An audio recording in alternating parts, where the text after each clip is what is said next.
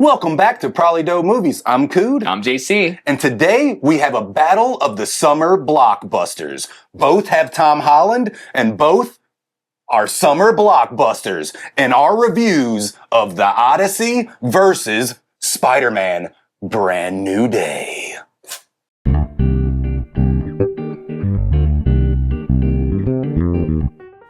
So, The Odyssey. The Odyssey. Yes. All right. What an intro. Christopher Nolan's newest film, epic poem based on Homer's The Odyssey, right? That's what it's based on? It's like, what? Oh, what? There's a story? Yeah. And one of the oldest stories. This is like Bible. Seriously, era, dude. Exactly. Epic, to say the So least. we all know what happens.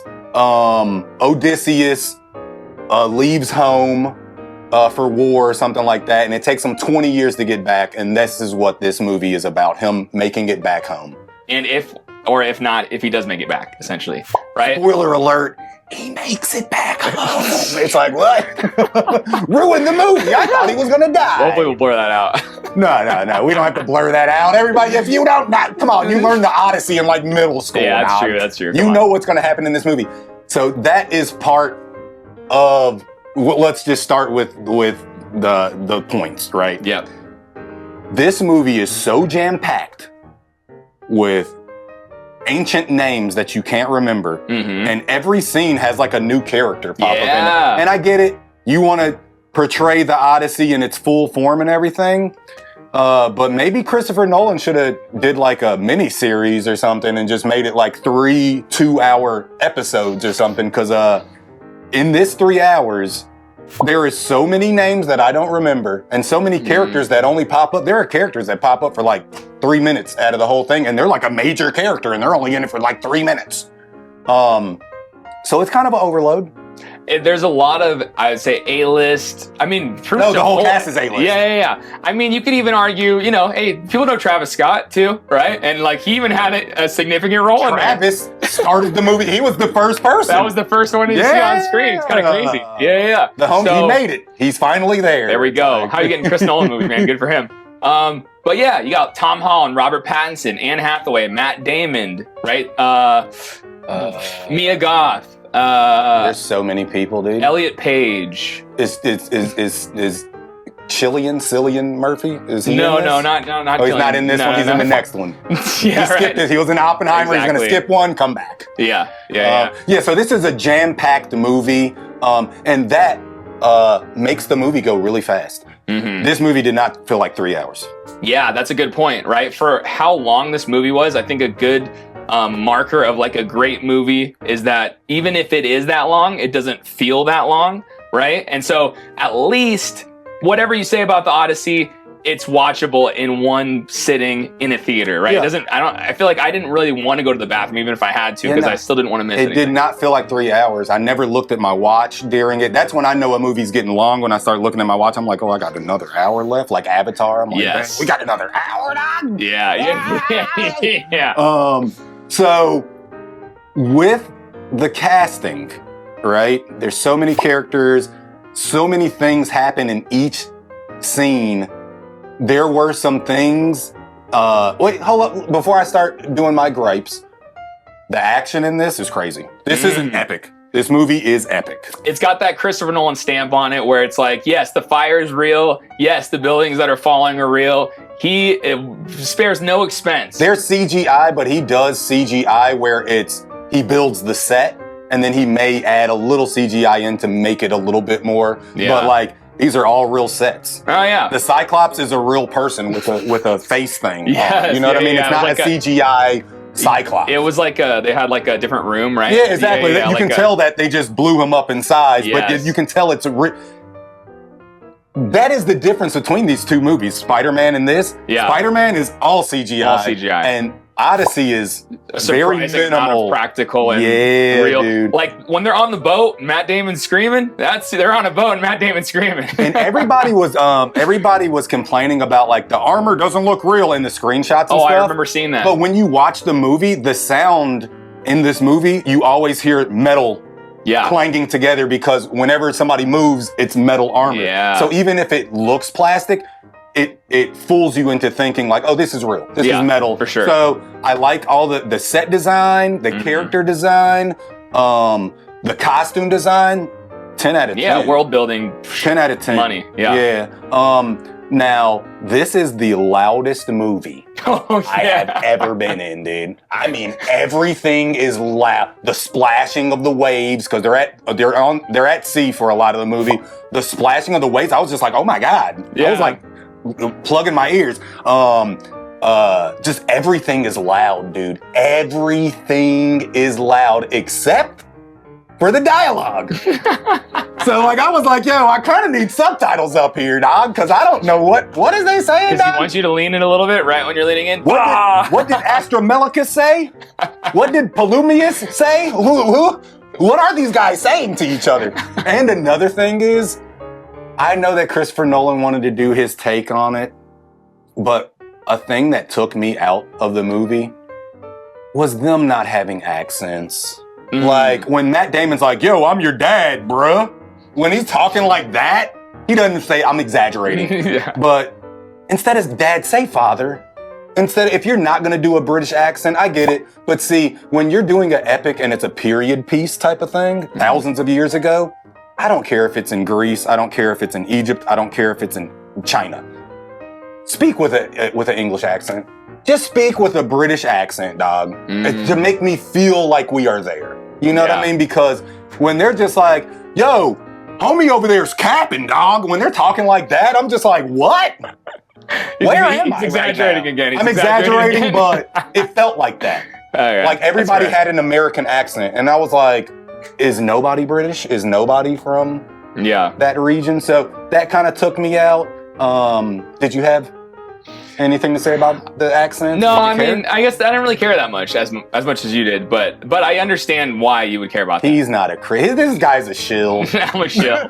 It's like, actually, I love I love the Boston accent. Hey, buddy, hey. Forget about it. Forget it. I don't even know what do they say in Boston? Yeah. But yeah, so yeah.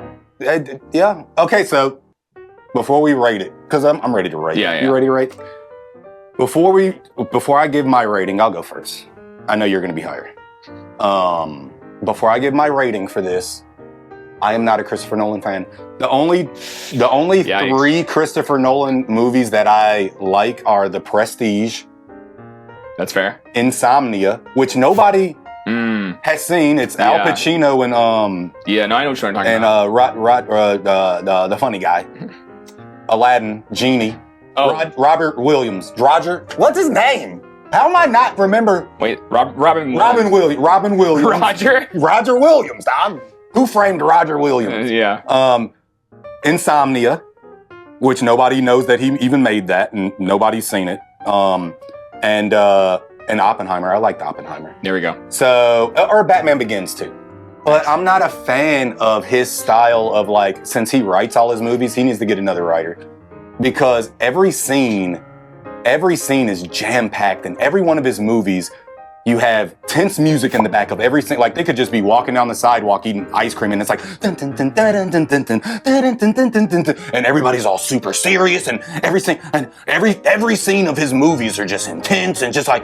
And he's trying to put you there. I get it, but I'm not a fan of his style. And whoever's editing his movies, I'm not a fan of the editing. It's very choppy to me. So with that. Odyssey was very epic. It was very epic, and the time passes very fast. It's a beautiful movie. I recommend you go see this. Even though I'm gonna have to go a 6 out of 10. What? I'm going a 6 out of 10. Oh my God. I'll never see it again. Wow. I would watch Oppenheimer. Wow. Again before I see Odyssey. Wow. Again. Okay. Never gonna see it again. Okay. Never gonna see it again. Hey, that's fair. That's fair. Yeah, but go see it though. Yeah. I'm giving it a 6, but go see it. Don't worry, we're gonna bring that rating right back up here because I actually do, I do like how Christopher Nolan's writing, and I mean, you're a fan of a lot of his stuff. Yeah. I think all of the main thing, like Inception is a big one for me. What I liked about this one a lot is there's a lot of foreshadowing, Easter eggs, things like that. There's a lot of full circle moments for it. Like you were saying earlier, every character has a pivotal role in the plot. and I feel like there are, I wouldn't even say character arcs, but I guess it's just like there's a lot of character there's arcs. A lot of character there's a lot of characters. Yeah, a lot of character conclusions, we'll say, not even arcs. I feel like there's so many like parallel narratives that are all leading up to the overall narrative, but these like subplots even are interesting on their own. And like, for example, there's like a dog that's a very significant part of this plot that gets very emotional, and then once you get towards the end, you'll see what we're talking about. And there's some heartwarming emotional moments. And so I think the more I dissected it, the more I was really, I think it's like one of those things where you watch it and then you kind of have to analyze, like go back through in your mind, like all the moments. Or go see it again. It is a lot of time to Did you see it in 70 millimeter? Did you see it how it was supposed to be? I saw it in IMAX. So I saw it IMAX. Yeah, I thought it was... I guess, no, I saw it Dolby. We didn't see it together. I saw it Dolby. Okay. That may have been why it was so loud. Yeah, no, the funny thing though too, even in IMAX, you told me it was loud, I went to go see it, and then like, boom, the first loud moment, I was like, damn, I literally was like this. I had one thumb in my ear and I was watching like this, because like, I don't want both thumbs in the ears, because I'm like, I still want to hear it, but I need to help myself a little bit. That said... What's the rating? I think for everything that it did, like, I'm going to go 9 out of 10. 9 out of 10! I'm going 9 out of 10. And I feel like most people, 98% of people that are going to go see this movie are going to give it a high 8 or a 9. Yeah. Some people are even going to give this a 10. It is a well done, well produced, well acted, I would say well written, but I'm not a fan, movie. So go see this. Go see this. I guess what, 6, 9, we'll go 8. We'll go 8. There we go. Thank you. We got a probably dope score of 8. 8 out of 10. 8 out of 10. It's an 8 out of 10. So definitely go see it. And I guess we'll just wipe the board here of the rating. And now we'll talk about what we saw. Spider-Man. Yesterday. Brand new day. Spider-Man, brand new day, dude. So we got Destin Daniel Cretton as the director in this one. And I don't know anything else that he was done. I believe Shang-Chi was his Shang-Chi director. So I dug Shang-Chi. It had a cool little vibe until it turned into like the dragon CGI fight at the end. I liked Shang-Chi. Yeah. They got a bad rap. And I can see the Shang-Chi influence in this with all the fight sequences, right? Oh, dude. The fight sequences in this were very inventive. Oh, since we're already starting, the fight sequences, if you've played Spider-Man or Spider-Man 2 on PS5, you feel like you're playing the video game. Like straight out the gate. Yeah. They seem like they took scenes out of things that you do in the video game and just put it on screen, and I'm here for it, because I've beat both of those games multiple times, and I loved it. Every action scene in this is fire. Yeah. Every action scene, dude. There's not one that I can think of where I was like, wow, like... Very inventive. I feel like choreographed really well, felt very... not over the top, like, some sorry, over the top in the sense of like, like John Wick or something, where it's like, okay, is that realistic? He's like, oh, I do like John Wick a lot. I want to preface that, but I'm saying, like, as far as the actual movements, they felt like realistic. So that's more I'm saying. They were based in gravity. And everything, all the movements that Spider-Man was doing seemed like it could happen if somebody was Spider-Man, had mutated powers, right? Yeah. So realistically, these fight scenes have weight to it. That's what it is. Yeah. These fight scenes have weight to it, a gravity to them, where you're on the edge of your seat. You're like, oh my God, oh, you just squeezed through there. And there is so many action scenes. Is this a 3-hour movie? I think it was like 2.5 or 2.5 hours. Yeah, 2.5 hours. Yeah, that's true. And so the action, 10 out of 10. Yeah. Every action scene, right? But one thing that I kind of liked that this movie did was, instead of it being nonstop Marvel quips and witty and all this stuff, it leaned more into the seriousness of Peter Parker feeling lonely. Yeah. He done lost his best friend. He lost his girlfriend who he loved. And he did this all for them. Because in the movie previous, this ain't a spoiler. If you ain't seen it by now, this ain't a spoiler. He had Doctor Strange do a spell on everybody to wipe their memory of him. So he still exists, people know Peter Parker, but they don't know that he's Spider-Man. Yeah. Right? And so I kind of like that in between all the action, because there's got to be like eight action scenes. They got to be like 8 action scenes. They're spread throughout at a good pace. They are. And so I like that he leaned into the seriousness of the situation of male loneliness epidemic. yeah, that's what this movie is. No, seriously. Nah, dude. So, oh man, that's a good point. And it's very well acted by everybody on screen. Is very well acted. Yeah, especially Tom Holland, because not only is he going through the struggle of being alone and having no identity other than Spider-Man, which is behind a mask. Yeah. He's also going through his own something internally, physically, some kind of physical mutation is happening, and we're not quite able to put our finger on what it is. Yeah, and it's kind of like, if you want to do an analogy, it's kind of like somebody, like when you go through those eras of your life where you're trying to find who you are, and like you're doing things for other people, and you're not really showing your real self or being your real self, and then it comes to a head eventually, and you're just like, you know what? Screw this. I'm going to be myself. I'm going to be So he's going through all these internal struggles, physically and emotionally and mentally, and it's cool to see him go through that. You know what I mean? So I feel like now that we're talking about it, like the emotional depth to this is like way more than. No, it's good. It's good because they were never boring, and I care about MJ, and I care about Ned, and I care about their relationship altogether. Yeah. So it really puts some weight to the seriousness of it too. So I like both things. I like the action and I like the drama. They did a really good job. And then you just throw the Punisher in there too, and yeah, I was gonna say that. That's what I was gonna say. They threw in some characters. Now, Punisher, I guess they have a history that I just don't know about. No, I think they did it like on purpose. But they're like best friends in this. Yeah, they're kind of like... The Punisher is the second lead. Yeah. He's in this a lot. It's basically Tom Holland, the Punisher, and then... Yeah. They should have called it Spider-Man X Punisher. Yeah. You know what I mean? And he's funny. He's pretty funny. I never watched any of the Punisher TV show. I need to. And I never saw the Punisher movie that looks really hard, the one that just came out. On streaming or whatever. Never seen any of that stuff, but I know kind of his character. And in this, he's way more funny than in the show, I think. Dude, in the show, it's serious. I think they talked about like, how do we adapt the Punisher into a Disney, to fit in here. In the Punisher, like this show, he's hardcore. He's like murking people, dude. There's blood everywhere, and this one, don't care. He's never jokes around. Yeah, he's literally the most serious, the most like, F off, leave me alone. And all the jokes between them two hit. All the jokes between them two, because the Punisher is so gruff and manly, and Tom Holland's so like vulnerable, and you know what I mean? So it was a good juxtaposition between them two to like see two different personalities stuck together. Well, and we probably should mention this too. I know most everybody knows, but they were both in the Odyssey as well. What? Yes.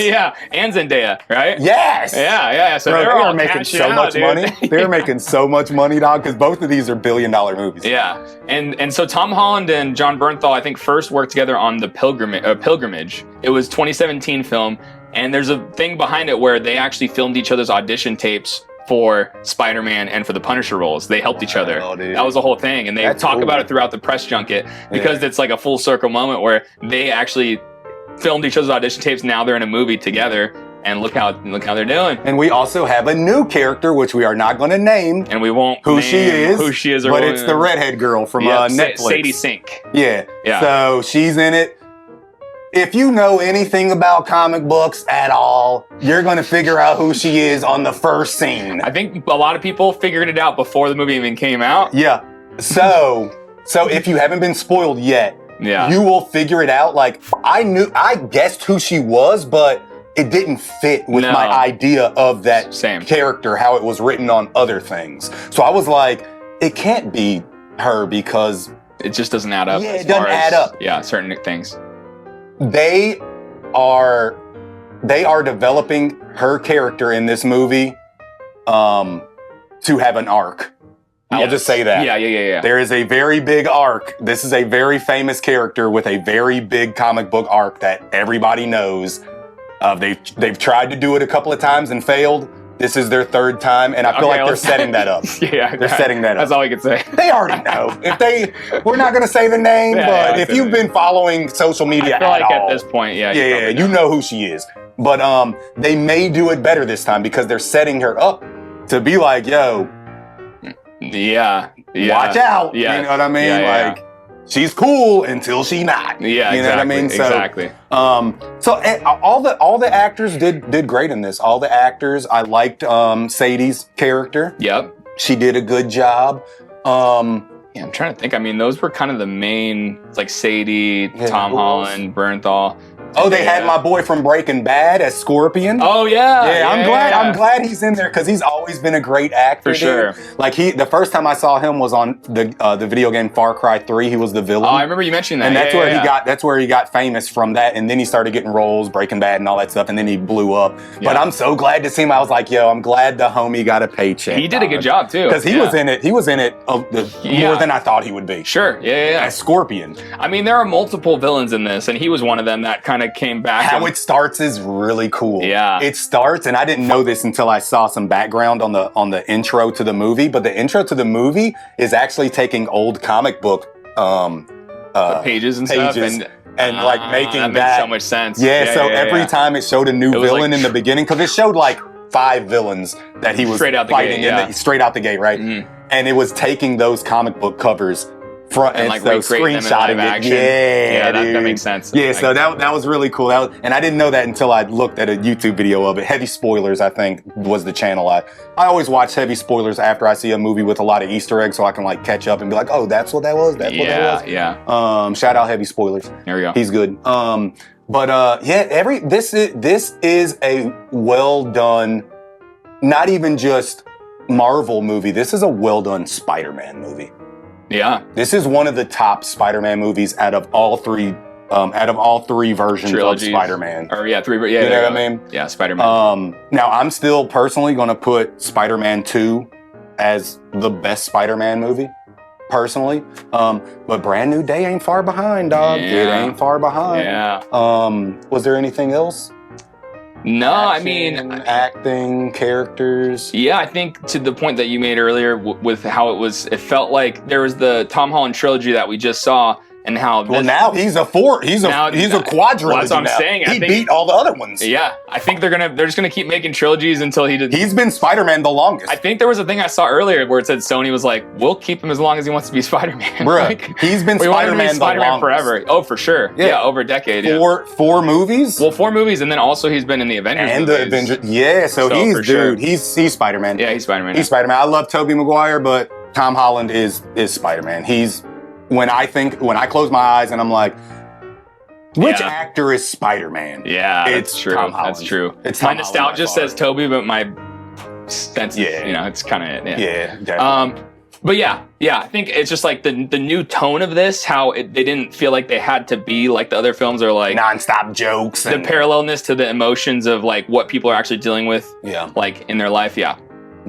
You ready? Yeah. All right, you're going first. I'm gonna go first. Okay. Yeah. So I won't take up too much more of your time. What it is I would say, if you think of it holistically in the same way, not like the Odyssey necessarily, but as far as how it makes you feel, how you can connect to things that may seem larger than life, but somehow still resonate to each individual person, I feel like that's the sign of a great movie. Mm-hmm. And so for that reason, I'm giving another 9 out of 10. 9s across the board, baby. There we go. Bring it in.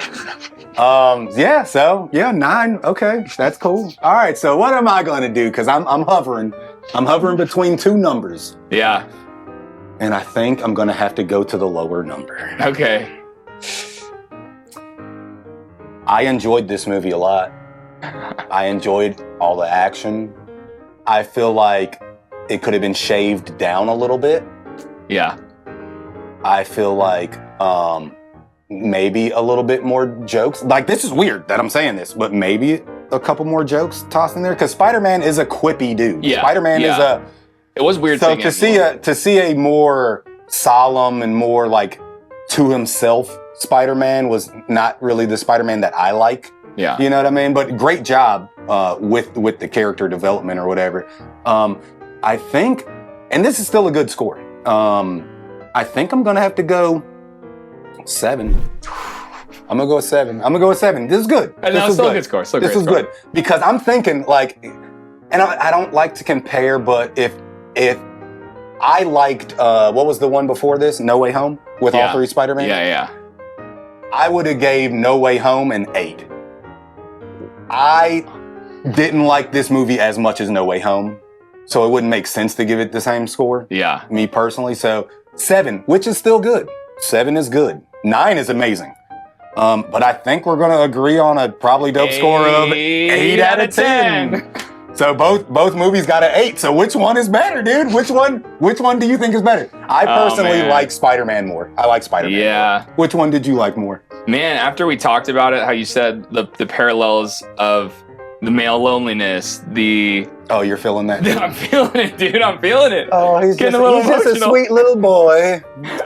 Oh man, like I guess it just didn't really click to me until we just started talking about it. So I was leaning towards Odyssey, but I'm going Spider-Man. Because like to take a Marvel movie and have that much emotional depth and have it feel like it's its own new thing, like it doesn't feel like it's stuck to the Marvel, it has to be a certain way, but it still lives in the Marvel universe. That's like Iron Man. Like I feel like it's its own thing. And it's not going by any other rules, feels like. And I feel like Spider-Man's plot and characters and everything that was going on was way more digestible. Because you don't have a Postolimicus and a Poofalophical and all these other, I don't know who these people are. Telemachus and Astronetes and... I know, Antinuous, dude. Robert Pattinson. Christopher Nolan should have just changed the names. He should have been like, yo, instead of Astrolimitus, we're just going to call you Astro. Instead of Travis Scott, he's Astro. But that would have been fire. That would have been fire. Too soon. But just for a fact, too, I feel like he put Travis Scott in the Odyssey because Travis Scott did a song with James Blake for Tenet. They did the Tenet theme song.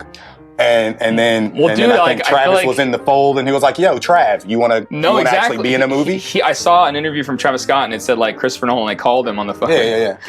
Christopher Nolan's just calling you? Good for you, man. Nah, that's how you know you made it. Trav got all the numbers down. I know, but Travie, but Mr. Scott. Okay, if people in the music industry, I get it. Straight up, film directors are hitting you up, being like, Hey, Travis, I can imagine you. Yeah, for this. When he got off the phone, he was like, "It's lit." Yeah, the whole thing with Travis Scott. He was like, nobody was like surprised more. It was more him trying to convince them that he was actually in it. Nobody believed it. And Travis Scott's character was cool because he was like the orator. He was like the person that tells the story. Yeah, exactly. Right, so it made sense. He's a musician. He's telling stories to his music. Yeah. So this is cool. We're getting sidetracked. Yeah.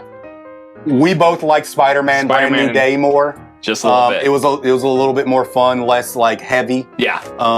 Even with the heavier stuff, it was still a lighter in tone. So you should go see it. And while you're sitting through these both 3-hour movies, you should have us on your phone watching our review in an AirPod in one of your ears, blocking out the sound from Odyssey. And while you're watching our videos, you should like and subscribe. That took forever to get to, but I had to bring it in. We got there. But thanks for watching our reviews of the Odyssey and Spider-Man Brand New Day. You should definitely go see both of these movies. Both of them. These are summer blockbuster movies. And this doesn't happen every summer where you have 2 back-to-back just bangers. Yeah. These are going to be in theaters for a while. What's the Rotten score on both of these? I think they're all in the 90s, but I think I want to say... They're both high 90s, dude. Yeah, I want to say... 97 and 98? Yeah, it was something along the lines of, here we go, 94 for critics of the Odyssey, 97 for audiences, and then 90% for critics for Spider-Man, 98 for audiences. These are fun, good movies. Go see them. Get you some popcorn, make it date night, or take your kids or whatever. Take somebody. Take your grandmother. She want to get out the house. Yeah, why not? She's going to like it. Take Mima. Probably to Spider-Man. For Odyssey, she'll probably miss him a bit. Spider-Man, she's gonna be asleep in the first 30 minutes. She's gonna be like, "What happened, son?" Mom, it's Astropolificus.